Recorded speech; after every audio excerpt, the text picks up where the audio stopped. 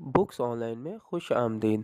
Subscribe कीजिए और bell icon पर क्लिक करके हमारे चैनल के लेटेस्ट नोटिफिकेशंस को ऑन कीजिए।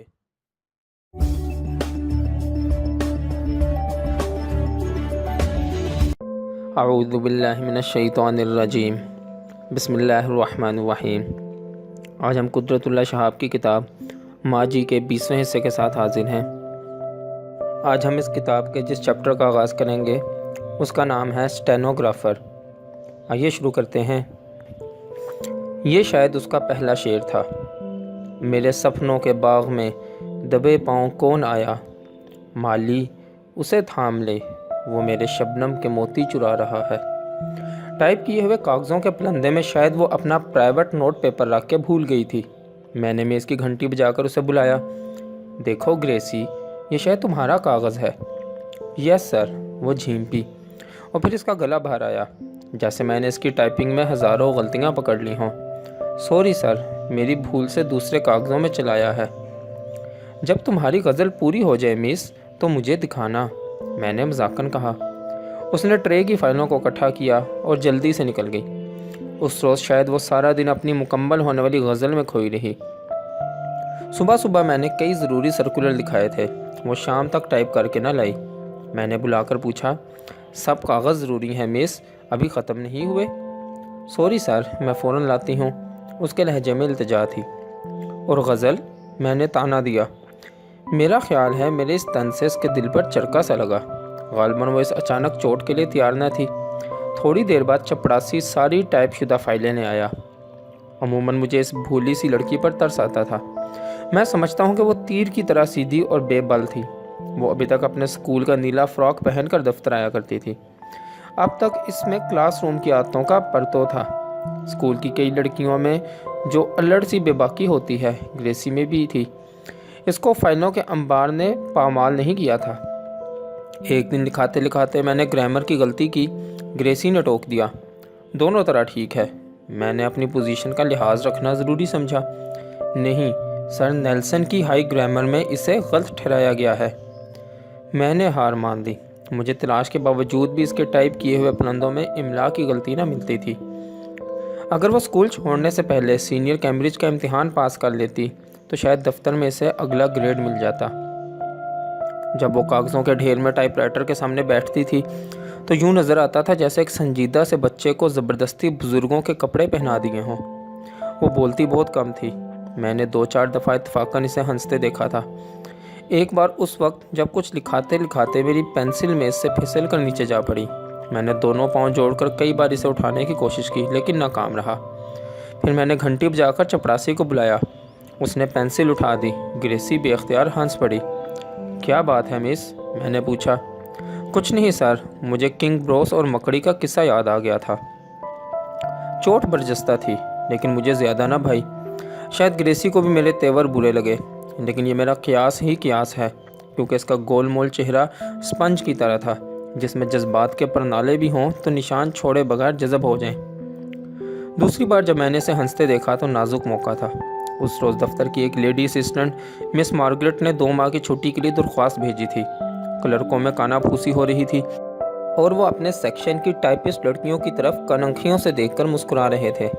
लड़कियां झूठ मूठ टाइप की मशीनों पर उंगलियां मार के एक भद्दा सा तरन्नुम पैदा करने की कोशिश कर रही थीं और मार्गरेट की अफसोसनाक मजबूरियों पर ज़ेरे लब तबसरा हो रहा था।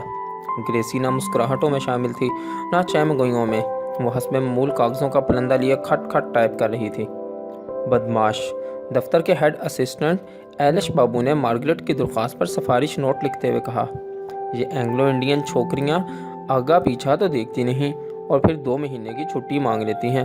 दफ्तर ना हुआ, बाबा घर हुआ।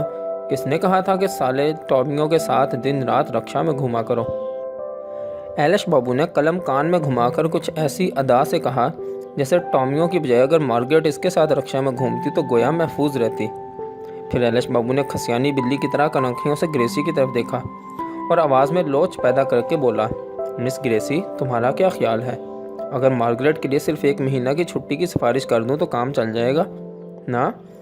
ग्रेसी ने कोई जवाब ना दिया। खट खट खट टाइप मशीन चल रही थी। मगरूर है साली, एलिश बाबू जल कर बोले। फिर उन्होंने टाइपिस्ट लड़कियों की तरफ देखा। देख लूँगा जब साली खुद अपनी दरख्वास्त भेजेगी। लड़कियों ने एलिश बाबू की खुशामद के तौर पर हल्के हल्के कहकहे लगाए। ग्रेसी का मुंह तमतमा गया। उसने धक से टाइप मशीन परे धकेल दी और अपनी फाइलों का पलंद उठाकर टुकड़े टुकड़े कर डाला। दफतन कमरे में सकूत छा गया। कॉन्फिडेंशियल फाइलों के टुकड़े देखकर सारे क्लर्क सहम से गए। एलिश बाबू कान में कलम घुमाते मेरे कमरे में आए। मैंने ग्रेसी को बुलाकर पूछा। वो खिलखिलाकर हंस पड़ी। सॉरी सर, मुझे गुस्सा आ गया था। गुस्सा? मुझे इसकी आज़ाद सादगी पर बहुत हंसी आई। एलिश बाबू खसियाने हो गए। अगले रोज़ मैंने कई क्लर्कों को दूसरे सेक्शन में तब्दील कर दिया। जिस रोज़ स्टेनोग्राफर की असामी के लिए इंटरव्यू हुआ था, बहुत सी लड़कियां उम्मीदवार थीं। करीबन सब ने अपने चेहरों को ख़ास एहतमाम से आरास्ता किया हुआ था। उनकी साड़ियों और गाउनों में सलीके के बाल थे, जिनके सहारे कमर और सीने के खतूत वालहाना तौर पर उड़ियाँ हो रहे थे। ग्रेसी ने फ़क्त अपने स्कूल का नीला फ़्रॉक पहना हुआ था और उसने अभी सीनियर कैम्ब्रिज का इम्तिहान पास ना किया था। इंटरव्यू के वक्त लड़कियां ज़बान की जगह आंखों से जवाब देने की कोशिश करती थीं। हर सवाल पर इनके होंठों की गुलाबी सी पत्तियाँ एक लतीफ़ सी मुस्कुराहट को शगुफ्ता करती। इनकी गर्दनों में हल्के हल्के खम उठते और वह अपनी ज़िंदगी की सारी रानाइयों को इकट्ठा करके बोलने की जगह गाने की कोशिश करती। किसी को पियानो में महारत थी, कोई मशाक डांसर थी, एक ने मौसीकी के तमगे जीते थे, दूसरी तैरना बहुत जानती थी। जब ग्रेसी की बारी आई तो बोर्ड के सदर ने क्वालिफ़िकेशन वाला सवाल दोहराया। सर, शॉर्ट हैंड और टाइप करना जानती हूँ, उसने जवाब दिया। और बोर्ड के एक मेंबर ने कुरेदा। सर, शॉर्ट हैंड में मेरी रफ्तार बहुत तेज़ नहीं, लेकिन मैं मशक कर रही हूँ। और कुछ?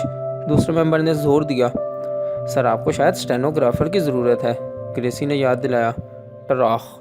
इंटरव्यू बोर्ड के मेंबर गोया एक धमाके के साथ पियानो और नाच और गाने की महफिल से दफ्तर के कमरे में आ गिरे। मान उन्हें यह महसूस हुआ इस छोटी सी लड़की ने इन सब के कान खींच दिए हैं। उनकी बुजुर्गी और अजमत को एक पोशीदा सा झटका लगा, लेकिन शायद मजबूर होकर उन्होंने ग्रेसी को रख लिया। जब गाने और नाचने और तैरने वाली लड़कियों ने देखा कि एक नकम्मी सी नीले फ्रॉक वाली छोकरी उन पर बाजी ले गई है, तो उनकी गर्दनों के लोच निकल गए। होंठों की गुलाबी पत्तियां बदनुमा तौर पर बिखर गईं और उन्होंने नाक से केड़ कर सोचा, आज ये बोर्ड के मेंबर क्या पहचाने बूढ़े खोसट। जब वो पहले रोज़ दफ्तर में आई तो एलिश बाबू सबसे अव्वल चील की तरह उस पर झपटे। जिस तरह हर नई टाइपिस्ट लड़की पर सबसे पहले झपटना वो अपना हक समझते थे। 40-45 साल की मुस्तकिल गर्दिश में इनके अगले 2 दांत और सर के बहुत से बाल गिर गए थे, लेकिन उनका ईमान था कि रिटायर होने में 8-10 वर्ष बाकी हैं। जब सरकार को खुद उनकी जिस्मानी और दिमागी हालत पर मुकम्मल भरोसा है तो इन साली छोकरियों के नाक भूं चढ़ाने से क्या होता है। हाथ लग जाए तो रिश्वत और औरत एक बराबर हैं, और ये एंग्लो इंडियन लड़कियां तो हाथ का मैल हैं। हाथ का मैल, चलती का नाम गाड़ी है भाई, रुपया हो तो सब हिलाल है। चनाचे बाबू एलिश चंदर हर महीने अपनी बलाई आमदनी का एक हिस्सा इस हाथ के मैल के लिए उठा रखते थे। यूँ भी इनके हाथ में जंजीर के दोनों सिरे थे।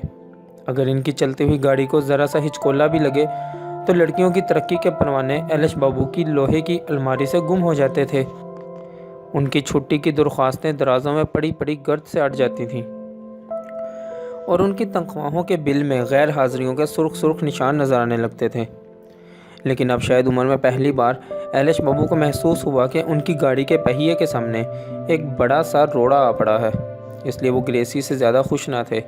वो जब उनके सामने आती तो उनके मुंह के बाएं कोशे से पान की पीक नादानिस्ता तौर पर बहने लगती और इनके मसनूई दांतों का जबड़ा अंगूरों की तुर्शी को बड़ी शिद्दत से महसूस करने लगता। दफ्तर ना हुआ, साला राहब खाना हुआ, एलिश बाबू अमूमन झलाया करते थे। ग्रेसी के आने से टाइपिंग सेक्शन पर संजीदगी का मोटा सा लिहाफ गिर जाता था। जिस तरह आधी रात के वक्त किसी रक्स गाह में गिरजे का पादरी हाथ में अंजील उठाए आ खड़ा हो। उसकी ज़िंदगी में एक सादा सी साकन सी यकसानियत थी, जैसे क्लॉक की सुइयाँ 12 से 12 तक एक ही दायरे में गर्दिश करती रहीं। क्लॉक की सुइयाँ कहना भी गलत है, क्योंकि इनके मध्यम मध्यम झटकों में तो ज़िंदगी के पुरस्कार लम्हे पोशीदा होते हैं। ग्रेसी तो शायद एक मामूली सी चादर थी, जिसे हर सुबह धूप में सुखाने के लिए खिड़की में डाल दिया जाए और वह शाम तक लटकी रहे। दफ्तर में जो और टाइपिस्ट लड़कियाँ थीं, उनकी ज़िंदगी में रंगीन चोर दरवाज़ों के खुले हुए पट थे, खुफिया खिड़कियाँ थीं, छुपे हुए रोज़न थे। लेकिन ग्रेसी गोया एक तारीक कब्र में रहती थी کہ جس کے راستوں کو بڑی بڑی سلیں رکھ کر مسدود کر دیا گیا ہو۔ دن کے 1 بجے جب لنچ کے لیے گھنٹے بھر کی رخصت ہوتی تو ریفریشمنٹ روم کی بلوری میزوں کے گرد ایک ایک شمع اور کئی پروانے جمع ہو جاتے۔ ایل ایس چندر اور ان کے ہم خیال بابو اس موقع پر اپنے ہاتھ کا میل شامی کبابوں، مرغ مسلم اور بیئر کی رنگین بوتلوں کی شکل میں اتار پھینکتے تھے۔ جب ٹائپسٹ لڑکیاں اور لیڈی کلرکیں واپس لوٹتیں تو ان کی آنکھوں کے پپوٹے بھاری ہو کر گرنے لگتے اور بیئر کا خمار لوریاں بن کر انہیں تھپکنے لگتا۔ ایل ایس بابو کو بھی اس وقت گریسی کے ٹائپ رائٹر پر غصہ آتا تھا، کیونکہ اس کی ٹک ٹک اس ماحول کی خاموش موسیقی میں مانوس کڑکڑاہٹیں پیدا کرتی تھی۔ گریسی کی میز کی دراز میں ایک چھوٹا سا پیکٹ پڑا رہتا تھا جس میں اپنے لنچ کے لیے 4 چھوٹے چھوٹے سینڈوچ باندھ کر لایا کرتی تھی۔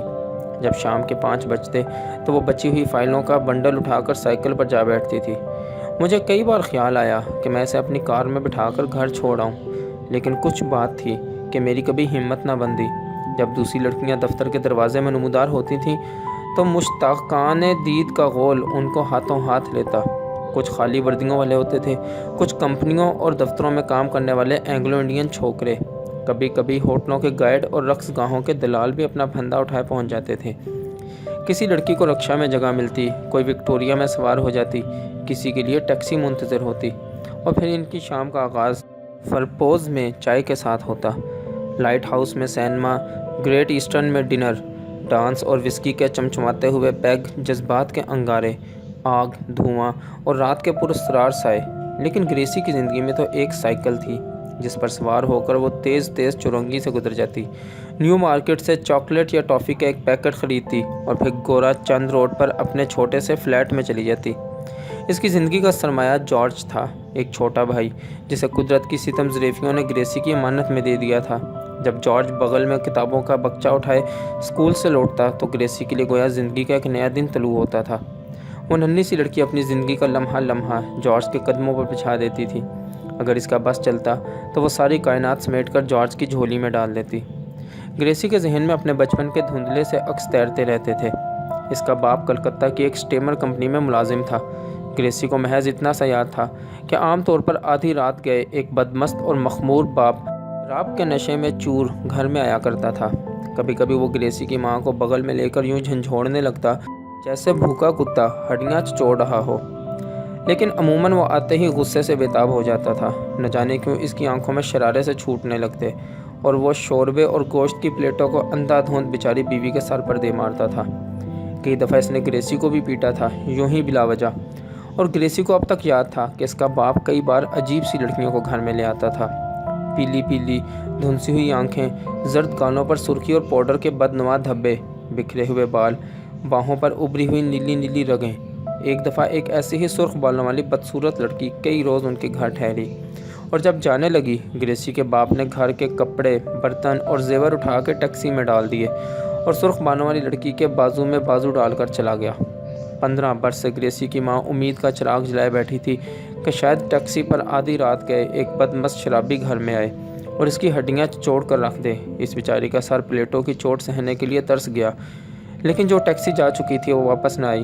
جانے والا اس کی جھولی میں گریسی اور جارج 2 نشانیاں چھوڑ گیا تھا۔ وہ ایک ہسپتال میں نرس بن گئی اور 15 برس تک اس نے اپنی دونوں مانتوں کو سنبھالا۔ ایک دن جب وہ ہسپتال سے نکلی تو ایک گزرتی ہوئی ٹرام نے اچانک اسے کچل دیا۔ اس کا سر پھٹ کر ٹکڑے ہو گیا تھا، لیکن اس کے ہاتھ میں ابھی تک چاکلیٹ کے 2 پیکٹ تھے جو ہر شام گریسی اور جارج کے لیے خرید کر لے جایا کرتی تھی۔ خدا جانے وہ کون سا ازلی انصاف تھا جس نے یکایک گریسی کو اسکول کے کمرے سے نوچ کر دفتر کی میز پر لا بٹھایا۔ وہ بھی بچہ تھی، لیکن جارج کی خاطر اس نے اپنی زندگی کی شاہراہوں کو سمیٹ کر بند کر دیا۔ دفتر سے آتے ہوئے وہ ہر روز جارج کے لیے چاکلیٹ یا ٹافی کا بنڈل لایا کرتی تھی۔ اس کے پاس اپنے اسکول کے چند فراق تھے، لیکن جارج کے لیے وہ ہر فیشن کے کپڑے سلوایا کرتی تھی۔ اتوار کے روز وہ اسے پکنک پر لے جایا کرتی تھی۔ ہر دوسرے تیسرے روز وہ سینما چلے جاتے تھے۔ ان کے پاس کوئی ملازم نہ تھا، وہ اپنے ہاتھوں گھر سنبھالتی تھی۔ رات کے وقت جارج اس سے پریوں اور جنوں اور سمندری ڈاکوؤں کی کہانیاں سنتا تھا، اور پھر گریسی دفتر کی بچی ہوئی فائلیں ٹائپ کرنے بیٹھ جاتی۔ زندگی کی اس انتھک گردش میں شاید ایسے لمحے بھی ہوتے تھے جو اس چھوٹی سی لڑکی کے دل میں سپنوں کے باغ کھلا دیتے تھے، اور وہ کسی دبے پاؤں آنے والے چور سے شبنم کے موتی چھپا لیتی تھی۔ گریسی اب بھی اسٹینوگرافر ہے، لیکن اب اس کے پاس بہت سے بھڑکیلے فراق ہیں۔ شام کے وقت وہ سائیکل پر گھر نہیں جاتی، اسے رکشا میں جگہ ملتی ہے یا وکٹوریا میں یا کسی شاندار ٹیکسی میں۔ اور اب اس کی زندگی میں بھی فرپوز کی چائے ہے، light house cinema, great eastern میں ڈنر، ڈانس، وسکی کے چمچماتے ہوئے پیک، جذبات کے انگارے، آگ، دھواں اور رات کے پراسرار سائے۔ جارج بھی سیانہ ہو گیا ہے۔ وہ آدھی آدھی رات کے نشے میں چور گھر آتا ہے اور غصے سے بےتاب ہو کر شوربے اور گوشت کی پلیٹیں گریسی کے سر پر دے مارتا ہے۔ کبھی کبھی اس کے ساتھ کوئی دھنسی ہوئی آنکھوں والی لڑکی بھی ہوتی ہے، پیلے پیلے گال، نیلی رگیں، الجھے ہوئے بال۔ گریسی کے دل میں پہم ایک زہرناک خدشہ لرزتا ہے کہ شاید وہ کسی روز ایک سرخ بالوں والی لڑکی کے ساتھ ٹیکسی میں بیٹھ کر چلا جائے گا۔ وہ اپنی زندگی کی ساری لڑکیاں جمع کر کے روپوں کے جال بنتی رہتی ہے تاکہ جارج اڑ نہ جائے۔ جارج کو روپیہ چاہیے، شراب کے لیے روپیہ، سرخ بالوں والی بھدی لڑکیوں کے لیے روپیہ۔ گریسی اس کا ہاتھ خالی نہیں رہنے دیتی۔ وہ روپیہ لاتی ہے، وہ روپیہ کماتی ہے اور وہ روپیہ چرتی ہے، دفتر کی تنخواہ سے، صاحب کے تحفوں سے، ایلش بابو کے ہاتھ کے میل سے، فرپوز سے، لائٹ ہاؤس سے، گریٹ ایسٹرن ہوٹل سے۔ مجھے معلوم نہیں زندگی کی اس سکون پرور آبشار میں یہ جوار بھاٹا کیسے آیا، پر برسوں سے وہاں سے میرا تبادلہ ہو چکا تھا۔ چارج دینے سے پہلے میں نے نئے صاحب کو دفتر کے عملے سے ملایا۔ جب گریسی کی باری آئی تو انہوں نے چپکے سے میرا ہاتھ اپنی طرف بھینچا اور زیر لب گنگنائے، گڈ لارڈ، پٹاخہ ہے بھائی، پٹاخہ۔ اس وقت میرے دل میں دفعتاً یہ خواہش ابھری کہ کاش دفتر کی چھت پر ایک زبردست بم کا گولہ پھٹ جائے۔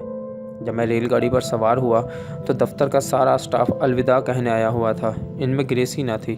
مجھے بڑی مایوسی ہوئی کیونکہ میں سمجھتا تھا کہ اس کے دل میں ضرور میرا احترام تھا۔ لیکن جب گاڑی اگلے اسٹیشن پر جا کر رکی تو میں نے دیکھا کہ وہ پلیٹ فارم پر پھولوں کی چھوٹی سی ٹوکری اٹھائے کھڑی ہے۔ جب انہوں نے پھولوں کا گلدستہ مجھے دیا تو اس کی آواز بھر آئی ہوئی تھی۔ اس کے سینے میں ننھے ننھے خطروں کا طوفان سا امڈا ہوا تھا۔ وہ بار بار کپ کپاتے ہوئے ہاتھوں سے میرا بازو تھام لیتی تھی۔ میں نے اسے زندگی کے نشیب و فراز پر ایک چھوٹا سا لیکچر دیا۔ اس کے پتلے پتلے ہونٹ گلاب کی پتیوں کی طرح تھر تھرا اٹھے، جیسے آندھی کے تھیپڑوں نے انہیں اچانک جھنجھوڑ دیا ہو۔ سر، میں کمزور نہیں ہوں، لیکن میرے دل میں ایک نامعلوم سا خوف سمایا جا رہا ہے۔ سر، مجھے معلوم نہیں کہ میرا دل اس قدر ڈوب کیوں رہا ہے سر۔ وہ اس سہمے ہوئے بچے کی طرح میرے قریب کھسکتی آ رہی تھی، جسے ایک گہری اور طری کھائی کے سرے پر بے یار و مددگار چھوڑ دیا ہو۔ جب گاڑی چلنے لگی تو میں نے پہلی بار اس کے بالوں میں انگلیوں سے کنگھی کرتے ہوئے اس کی ہمت بندھائی۔ گریسی نے میرا دایاں ہاتھ اٹھا کر اپنے ہونٹوں سے لگا لیا۔ اس کی پلکوں میں دو گرم گرم آنسو مچلے اور تڑپ کر میرے ہاتھ پر گر پڑے، دو جلتے ہوئے انگارے جو ازل تک اپنے خاموش داغ چھوڑ گئے ہیں۔ میں سوچتا ہوں کہ گریسی کے سپنوں کے خواب بھی اجڑ گئے، اس کے شبنم کے موتی بھی لٹ گئے، وہ جیتے جی مر بھی گئی، لیکن اس کے دو غیر فانی موتیوں کو کون چھیڑ سکتا ہے جو میرے دائیں ہاتھ کی رگ رگ میں پیوستہ ہیں۔ باقی انشاءاللہ اگلی ویڈیو میں۔